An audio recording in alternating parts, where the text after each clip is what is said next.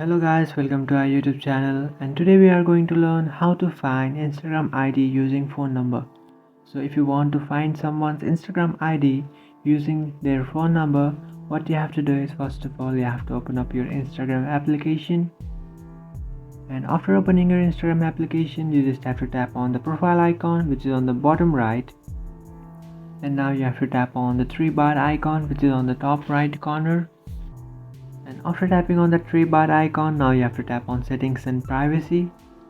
And after tapping on settings and privacy, tap on account center. And now you have to tap on your information and permissions.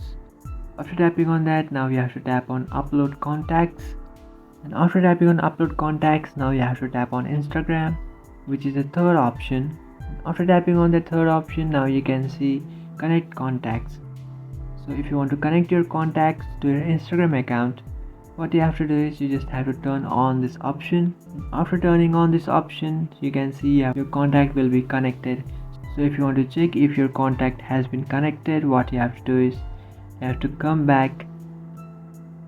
You have to come back to your profile page, and now you have to tap on the three bar icon which is on the top right, and then tap on close friends. And after tapping on close friends, here you can find those friends whose phone number you have saved in your contacts.